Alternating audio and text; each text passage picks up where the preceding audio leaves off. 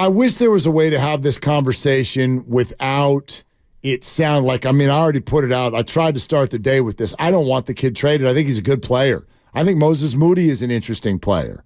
If they don't want to be here, though, that changes the calculus for me to a certain degree. I don't know how dug in they are with that thought.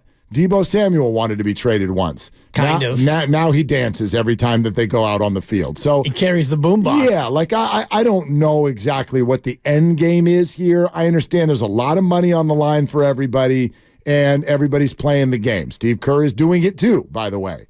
So I get all of that. But I think there's a way to say I like the player without immediately going to I love the player. This is not love-hate. This is not Matthew Berry's fantasy column. Okay? You don't have to do, I hate Kuminga, or I love Kuminga. He's a future star. He's a bust. I'm very much in between. This is a good player. Interesting young player. Future star gonna wreck this league? I'm not there, nor should you be. But, fine. I don't have anything against Jonathan Kuminga. We are overstating right now what he has been and is in this league because he looked good last night. And he got wronged last night. And I have no problem agreeing with you on that. But that was last night. It's more than just last night. You look at what he's done in long stretches. Last year when Wiggins was out, and he helped lead them to the number 6 seed when the team... Look it up, Mark. Look at how he played. Helped lead them to the 6 seed. Andrew Wiggins bowed out. Yep. Andrew Wiggins took half a year off for personal reasons. Jonathan Kuminga started playing, and the team won a lot of games when Jonathan Kuminga was playing increased minutes. I don't know how else you want to say it. Helped lead? Okay.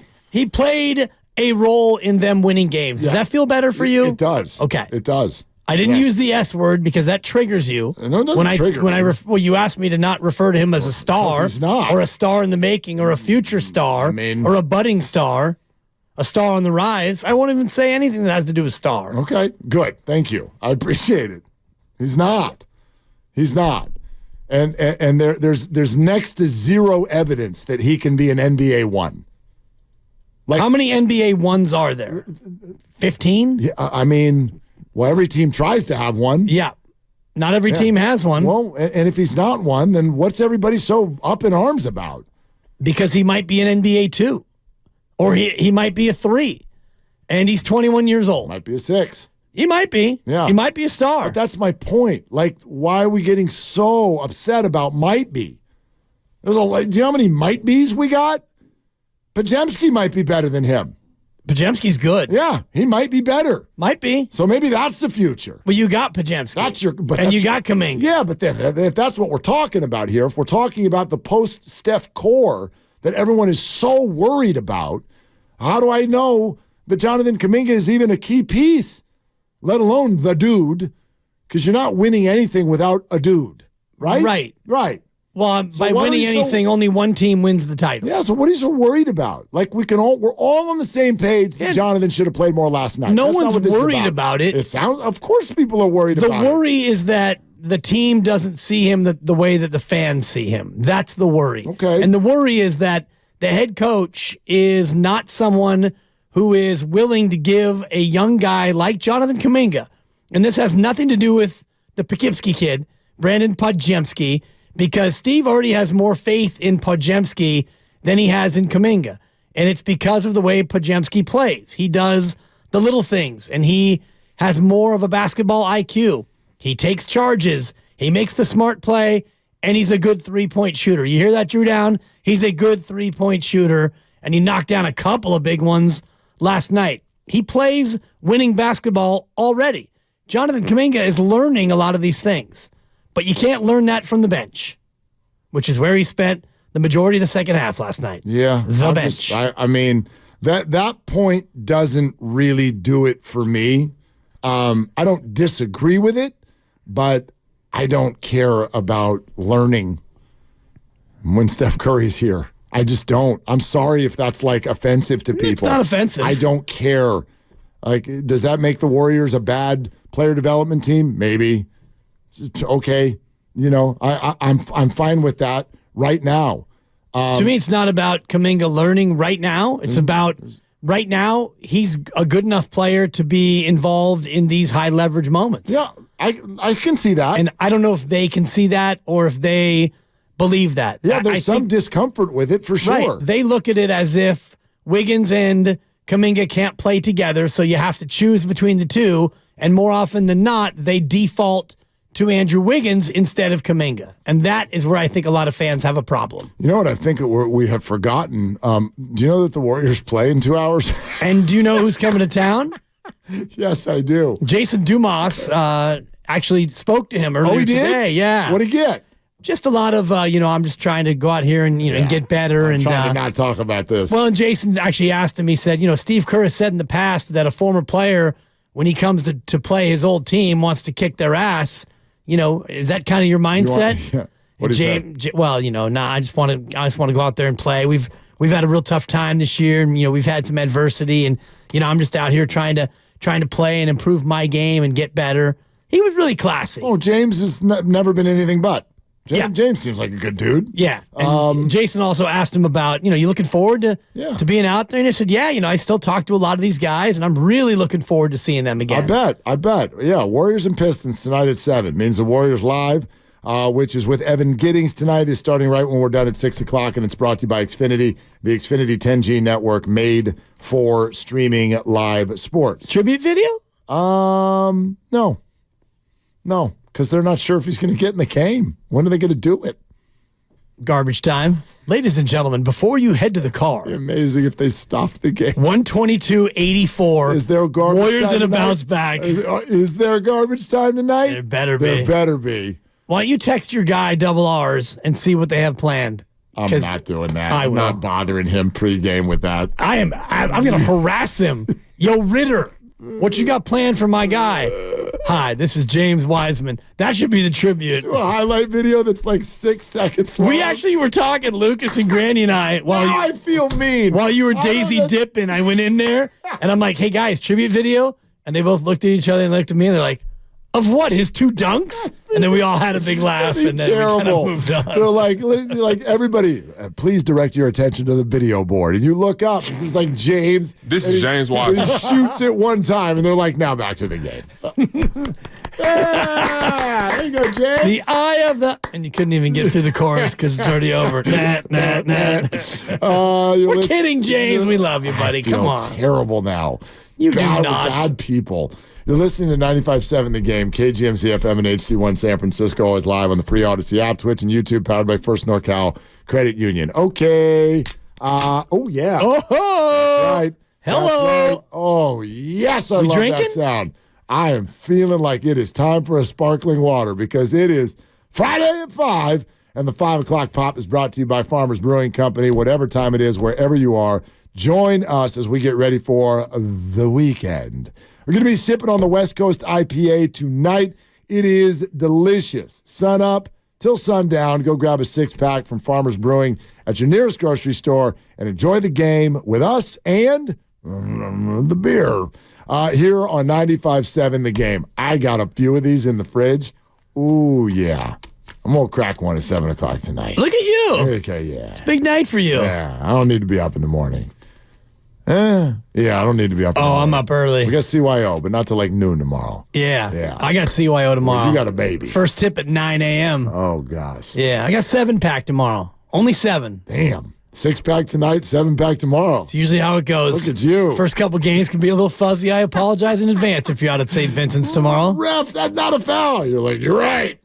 But I'm drunk. It's more like that is a foul, but the whistle makes my head hurt. Ref, blow the whistle. I'd rather not. Like, where is it? This thing is loud. Oh, excuse me. Was that me? How about Dan in Indiana? Hi, Dan. What are you doing? Woohoo! Yeah, Dan. I'm ready. I'm ready for this game tonight, and I'm telling you guys, I got 2 things that I want to say, and I'm not going to take up too much time, I promise. I love talking to you guys. I love listening to you guys squabble back and forth. It's so good. But the two points that I want to make, one is about how good we are. The second one, I want to say something about Kuminga versus Pascal Siakam because you guys are all over that. So Let's hear it, Dan. Yeah. First thing that we need to recognize and we need to appreciate is the fact that we have been up 20 points on a world champion basketball team and other teams like the Clippers and all that stuff. Like, we do have good pieces in place that, if not misused, can potentially get us closer to at least a finals appearance. I'm going to be hopeful for a finals appearance. So let's just say that, okay? The second thing, nothing happens in a vacuum. Kuminga is only 0.07 points per minute higher than Siakam. So that over 35 minutes, that's about 2.5 points difference. The ceiling hasn't even hit for Kuminga yet. You know what I'm saying? So, I am guys, it's if you don't think that Siakam is going to have a little bit of a hit in his production, coming from a garbage production team to a Warriors team with a lot of mouths that need to be fed and a lot of egos that need to be fed, I think that I stand on the side that says keep Kuminga. He's worth something. If you give him away, you're going to give him away on a dime, and then you're going to regret it because he has not even hit his ceiling yet. He's got 8 years to get to that Siakam level. Yeah, you know I like Dan. That's a fair point. But I get all that. Dan, 8 years from now, Steph Curry is 45. Right. And here's the other thing that we are doing a little bit too much today. Dan, thanks. This is not me saying that the Warriors should trade Kuminga for Pascal Siakam. That's not my point here. But we're getting a little bit too stat obsessed. Jonathan scores this, Pascal scores that. Here's the efficiency. Run that out over 32 minutes a night. Well, first of all, if you ran Kuminga up to 35 minutes a night, you have no idea what would happen. You can't just take the stats and go, so add some stats on. And I have no idea what would happen if you asked him to do that. But my guess is also, and maybe this is the more important point, I think the Warriors' hesitation at times in games with Kuminga has got nothing to do with stats. It's got everything to do with the stuff that doesn't show up in the stats. That's the point. And let me see if I can find a way to sort of pass this along. There are people in NBA circles who believe that over the last few years, Jonathan Kuminga has had a hard time sort of figuring things out in terms of the way to play defense, the way to pass, the way to be fundamentally sound, to understand the system. There are those who believe that he has had a hard time with that. So I have a hard time when we sometimes go, look, the box score says that Jonathan was really good. He was a +6 and he scored 16 points.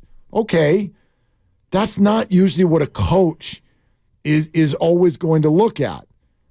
There are things going on the floor that we don't see. And so when it's mysterious to us why a guy gets pulled or doesn't get an opportunity, maybe it's a coaching mistake, maybe, or maybe there are things going on behind the scenes that we don't see that the team is upset about, which was the case in the playoffs last year. Of course, it was effort. It was the case with James Wiseman, by the way. He was not picking up the defense. Well, and imagine that from a player who, as Lucas mentioned during the break, had played for 4 or 5 different high schools, and then you mentioned it, didn't play college basketball, one league, a G League Ignite, which is, not glorified open gym, but it certainly isn't as structured as the Golden State Warriors. It's a team that relies on its structure. So you take a player with limited experience in that structure and you ask him to not only learn it, but learn it by not playing 30 minutes a night and being able to have those mistakes and those growing pains on the court because you're in a championship window and you don't do that when you're a championship team. And I get that. This from Anthony Slater's piece, and it's a quote from Kuminga. Sometimes I come out of the game not knowing what I did, and that messes with my head. It's like, what do they want me to do? I can pass and I can do different S. Well, it sounds like Kuminga is disconnected with, why they're taking him out or what they want him to do at times. And that's natural for a 21-year-old player who's playing alongside one of the greatest players ever, one of the smartest players ever in Draymond Green, a space-needy Klay Thompson, a guy who thrives on, having just the right timing in the right space. And now you're playing with a 39-year-old savant in Chris Paul. So I don't fault Jonathan Kuminga for the things that you're laying out, because you're right. And how could he be in another spot at 21? I think that's a big ask to say, and maybe it's different for Popsmsky because he played at Illinois and then he went to Santa Clara and he played at Santa Clara and he's been a part of, more structured basketball environments. I think that Kuminga, what you said about Kuminga from league sources, I've heard the same thing. Yeah. And you can kind of see it when you watch him play. I don't fault him for any of that, by the way. It's not his fault. Yeah, he's 21. He's 21. 21.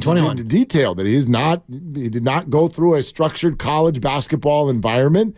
How many times have we used the word raw with Jonathan Kuminga? So this isn't about his fault at all. But that's kind of what I'm getting at when I talk about how the presence of a Steph Curry is going to make it very, very difficult for young players to come in and grow and thrive, because the Warriors, and this was literally the line they used with the media when they traded James, we love James. We think he's going to be a huge talent. We don't have the room for him to have growth minutes. We don't have the room. We're the defending champs and we're trying to win another one.